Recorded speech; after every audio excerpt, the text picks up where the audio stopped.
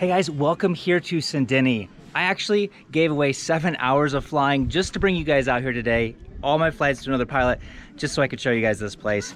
We're heading on like a 5-minute flight max over to Narambi to pick up some people, some PNG people. They're having like a church conference out here this week, and we're kind of picking them up from different places. Our helicopter is also doing some rounders. So let's jump in. Actually, you know what? Let's walk around the village real quick. You guys enjoyed that last time, so let's walk around the village for a few minutes and let's go. Let's go check out their school. Morning, Agatha. So they're probably just setting up a little bit of a market just because there's so many more people here today. They're all hanging out here where normally they'll probably be out working in their gardens. The kids are usually in school, things like that, but I don't think the kids are in school today. Oh, pequeño ni está para school today or no, God? No, okay. I'm not sure what these new green buildings are. Probably housing for the kids. Those are fairly new within the past maybe, I don't know, 3 years or so. These are the actual school buildings themselves right here. We'll see if we can peek inside of one of those. I've actually never come over here to look inside, but here we go. I'm not sure exactly what grades these are here, but a lot of these places, you can see they're learning English and things like that. Social science, art, science, math, and health, and then a bunch of English words up here. Like I said before, the hope is that they can learn English, because if they learn English, then they have a much higher chance of getting a job out in town, even though there's not many jobs. Might be able to work at a store, things like that. But yeah, here we go. So I'm guessing they use these little step stools just for their seats and stuff. Probably gets really loud in here when it rains with this metal roof. Now this is the school in what grade? 4. Grade 4? So all get them grade 4 and start low primary go low grade 12 or? No, primary it's only from grade 3 to 8. 3 to 8, that's all. Now this is the green building, lo hub side? Teacher's house. Teacher's house, okay. Alright. Now this la Classrooms. classrooms, okay. Hey, morning. I just kitchen looks suave, that's all. Thank you. All right. School address is Yes. care of by new drivers. Oh, okay. All right. We don't have proper own address. You used to stop right here, huh? Okay. You teach, yeah? Okay. Nice, yeah. Okay. Let me walk down their street just a little bit, show you guys a couple of their houses here. Primarily, most people here live in like a grass hut with like a thatch roof and stuff. So I'd like to show you maybe one of those. So let's just walk on down here.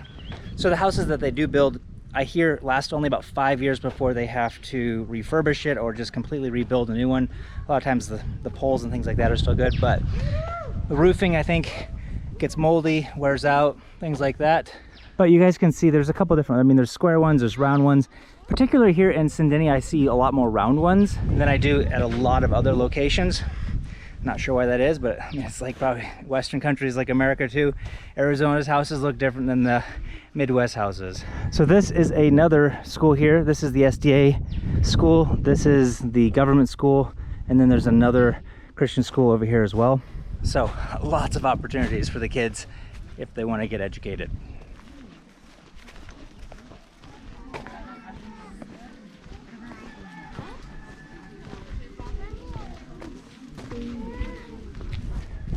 Well, here you go. Here's a close-up of the house. You guys can see this style is a little bit different, where the wood is on the outside, where a lot of times it's on the inside. And then they use a different special kind of grass for the roof. And a lot of times they'll actually have like a cookhouse, so a separate house where they do all the cooking, all the smoke, everything like that. And like the insides of the roof is just absolutely black. Typically, it's not like America where you're just invited into people's homes here. It's kind of like private area, so I won't be able to show you that. I've only been in a couple of houses and those were friends. But they primarily live off of the gardens here. This is just sweet potato here, they call cow. And they've got a sugar cane, those big high stacks of things. They've got banana trees over there. I see taro over here, probably some pumpkins in there. And most of the food that they eat is probably veggies, and then supplement it with some rice or tin fish, things like that they get in town. Well, that's it for the tour here in Sindini. Let's get out of here on it. Right, I've just got 53 kgs underneath that our helicopter brought out here that I'm going to be taking over to Narambi. We have 720 pounds of fuel on board. What my plan is, I'm going to go over there and pick up, I think, 4 people, bring them back here. And then I'm going to do another video loading up with some coffee here and heading back to Garok on a half-hour flight. So, let's get started. Okay, first I must watch my ITT. It's over 200, so I'm going to bring it down below 200. Let my NG stabilize at 22 before introducing my fuel. ITT is coming up a little bit faster than normal, but that's just because I just shut down about 10 minutes ago at most. But still peaks out at only 635. Sure don't have any dogs out here. Okay, just myself on board, all the way up to 10,000, which I don't think I'm going to need today because it's so clear out today. I still probably need about 9,000 just to get over the mountains behind me, because the place we're going to is just behind me. I mean, it's just on the other side of this ridge. All stations send any 120.7. November Tango Echo, taxi send any for Nairobi. Well, there's more people than normal out here today, and like I said, it's just because they're having a big, huge church get-together from a bunch of different locations. Wow, that feels so draggy. Oh yeah, my wheels are sinking in. Oh, this runway is a 7% slope. I think max slope is maybe 9%, but the majority of it's 7% overall. Make sure I don't smack my wing. And this brown dirt right here is like ice when it gets wet. Nose wheel straightened. There we go. Just keep it in beta just so I'm not rolling. There we go. Okay, now that I'm up here so that my fuel tanks aren't draining from left to right, let's go ahead and put in our flight plan for where we're going. This would be a really fun one to do on a flight sim if you guys are into flight sim. I will leave a link down below to my Patreon page and I'll post this flight for you guys. If you don't know how to fly the Kodiak, I have a course for you guys that actually walks you through on how to fly a plane, but also specifically the Kodiak, so check that out as well. I know that a lot of you guys would like to learn how to fly, but just costs too much money. Well, this is a great opportunity to be able to get into it for cheap. Alright, our fuel caps and selectors have all been checked. Our controls are good. We'll turn our terrain awareness system off. We're more or less empty, so 55 knots is what we're going to rotate at today. Okay, and like I said, we're going up to like 9,000 for a very brief moment. And it is just a little bit. There's 11,000 foot mountain right behind me, so. Okay, our trims are set up, our flaps are set, indicated, and verified at 20. Warthog 1207, November Tango Echo, taxi. I've not been able to get a hold of them today at all. I don't think I'll be able to again. Alright, so ignition inlet and lights are done. Harnesses are complete. We are 24 degrees at 5,400. So 1380. Ignition, condition, flaps 20, fuel and harnesses. Plus is complete. We're going to be airspeed alive by the little trail. Off here to the right with the umbrella. We'll be airspeed alive, probably 30, 35 knots at that point. Otherwise, we'll stop on the runway after takeoff. We'll pitch for 85 knots. With a hard right-hand turn down to lowering terrain, considering EPL, considering feather. Otherwise, cut off, pull off, and shut off. 85, 80 full flaps. Emergencies, masters, crack my door. Okay, let's go. 55, 1380. I don't start slipping on this mud.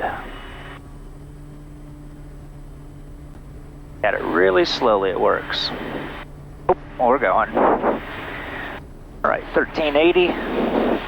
Airspeed alive, there's continue. And there's 55. ITT is right at 7. Don't sink. Thank you. 740 on our ITT. Scope the big map though, so I can get a better idea of what I want. I think what I'm going to do is go to the right, because it's lowering terrain down here rather than behind me directly.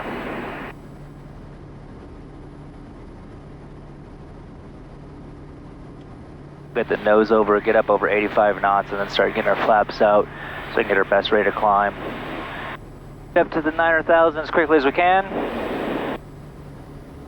Bring our prop on to 2,000 RPM. Letting our ITT settle in at 720-ish.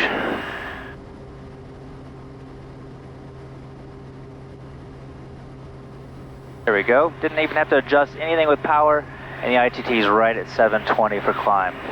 Hey, while we're in the climb, I'm going to go over here and look at my arrival chart. This is, make sure it's Narambi. Yep, we'll be landing on runway 01. Caution, slippery when wet. It did rain last night, they said. Up to the top where we are going to be taking off, but I only have 4 people, so it shouldn't be too big of a deal. We also have some like kind of drop-offs along the side, so I'll just be sure that I stay in the middle so I don't rip off one of my gear. Take up to 5 knots, tailwind full up. I'm completely empty, so I can take quite a bit more than that, but there's no wind today, so it shouldn't be an issue. Okay, let's go ahead and pitch on up to 99 knots. We'll head over here as far as we can. Once I start seeing more and more over top of this ridge, which I already am, that lets me know that I am going to clear it. So let's go ahead and point our way that way. 4,800 is touchdown zone, 5,800 is pattern altitude. And we said it was runway 01. So, oops, there we go, 010. Puts a nice line there. In case there's clouds, things like that, I can look at that and then kind of scale, okay, well, the runway should be through those clouds somewhere. But it should be clear over here today. All stations Narambi 1207, Kodiak November Tango, Echo 7 miles to the east, 7,800. Will be circuit at time 424, correction 24, Narambi. I'm just leaving my bypass in for the time being, lights on and everything else, just because I'm 6 miles from the circuit. Fuel selectors are on. Our terrain awareness has been turned off. 500. Our VREF, which is our approach speed, is 63 knots. So let's put that in. 63 knots, nice and slow. Lights and inlet are done. But now that we're level, let's pull our power back because we're just about ready to enter into the circuit. If we have to go around, let's bring that back open real quick. It is just a little bit off to the left and then a right-hand turn back out. We're really light, so we could just make an immediate right-hand turn out without any issues at all. We power up 20 degrees of flaps, pitch for 12 degrees on the attitude indicator, and reset our top of our ITT mark. All stations Narambi 120.7, Kodiak November Tango Echo, joining the circuit, Narambi. Okay, prop and harness is complete, all the way down to 5,800, so 2,000 feet to go. Let's bring our torque right on back to probably 300-ish, because we are empty. We'll start getting our flaps in as soon as we can. There we go, let's go 10 degrees now. Prop and harness is done. Flaps and landing clearance to go. Because there's not too many clouds out, that's a very short flight. On a normal day, there's a lot of clouds, and it probably would have taken about 15 minutes to get here, double the time, going all the way down and around the valleys and up the valleys, but it is a absolutely gorgeous day. We're still 1,200 feet to go. I'm going to go 20 degrees of flaps now, a bit early, but I know I need to lose some altitude before I get on my downwind. Looking at the condition of the runway, it definitely does look like it rained, not a lot though, it just looks a little bit wet.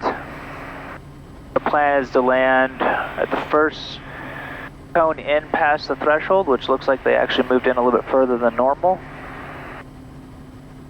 We'll have good braking for the first maybe 120 meters, and then after that is like a really slippery spot.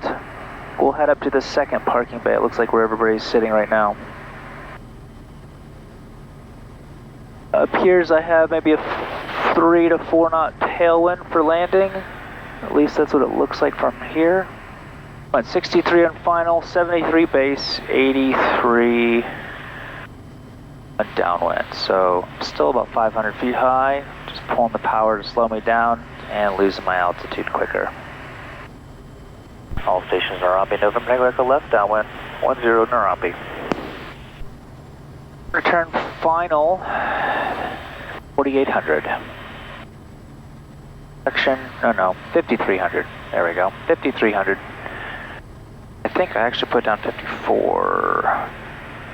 Turning final 54.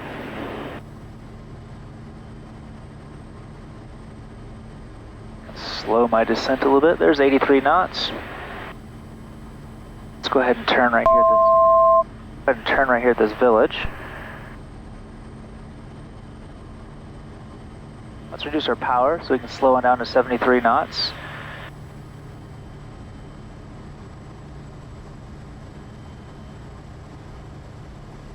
One up on our 5400.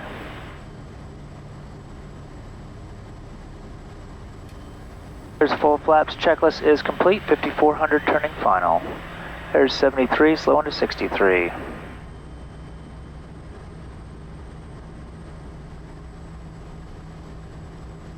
Reduce my power, looks like winds are negligible right here, maybe 1 knot, headwind.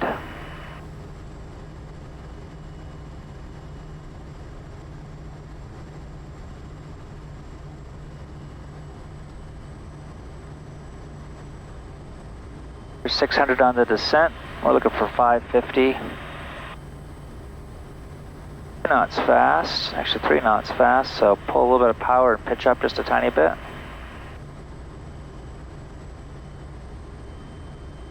One up on committed. Runway's clear. 500. There's 500 on the descent, 63 knots. Okay, we're committed.